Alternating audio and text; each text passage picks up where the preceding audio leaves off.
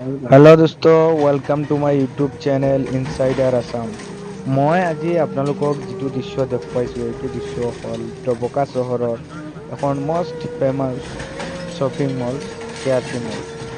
এই কে R C মলৰ অৱস্থা আজি কিয় এনেকুৱা, কিয় এই গাড়ীবোৰে এই শ্বপিং মলখন ভাঙি আছে, মই আপোনালোকক এইটো ভিডিঅ'ৰ মাধ্যমেৰে সম্পূৰ্ণ জনাই দিম। অনলি এই শ্বপিং মলখন নহয়, ডবকা চহৰৰ বহুত দোকান বহুত হেৰি ভাঙি পেলাইছে গাড়ীয়ে। চ' এয়া আপোনালোকে দৃশ্যত চাওক, এইটো এনেকুৱা কিয় কৰিছে, হঠাৎ এনেকুৱা কি হ'ল যে ডবকা চহৰৰ মাজমজিয়াত যিমান দোকান আছে যিমান হেৰি আছে চব ভাঙি পেলাইছে। চ' কিয় এনেকুৱা কৰিলে, এনেকুৱা কি হ'ল যে হঠাৎ ডবকা চহৰৰ এনেকুৱা অৱস্থা হ'ব লগা হ'ল।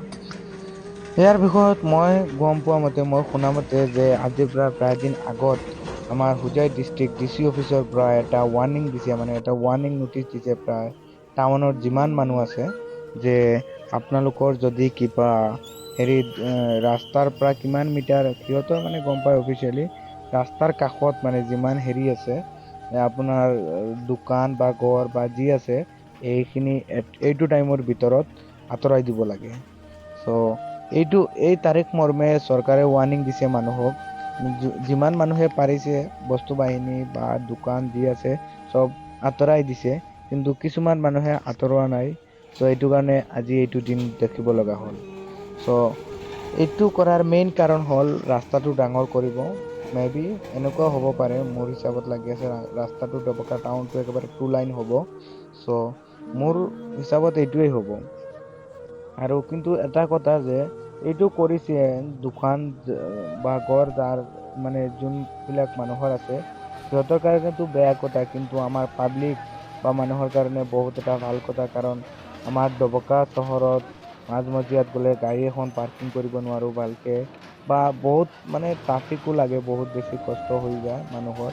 চ' পাব্লিকৰ কাৰণে এইটো বেষ্ট হৈছে, ৰাস্তাটো ডাঙৰ হ'ব। আৰু বেচৰকাৰী যে চৰকাৰী মাটিত যে মানুহে দোকান কৰি ৰাখিছে এইটো কৰি ৰাখিছে, চ' পাব্লিকৰ পইণ্ট অফ ভিউত এইটো বহুত ভাল। চ' তাতে মই বহুত টাইম আছিলো, মই আপোনালোকক কেইটামান ফুটেজো দেখুৱাইছো চাওক। ইয়াতে আৰক্ষী বাহিনীও আছে, বহুত ADCও আহিছে আমাৰ হোজাই DC অফিচৰ পৰা। তাৰ পিছত মই দেখাই লাহে লাহে ঘৰৰ ফালে গুচি গলো, কাৰণ বহুত টাইম আছিলো ইয়াতে, মই এইবিলাক ভাঙা চাঙা দেখিলো। আৰু তাৰ পিছত আপোনালোকে মানুহ চাওক না, ৱাও কিমান মানুহ, আৰু আৰক্ষী বাহিনী আছেও বহুত, কিন্তু মানুহ বহুত বেছি হৈছে, চাবলৈ আহিছে।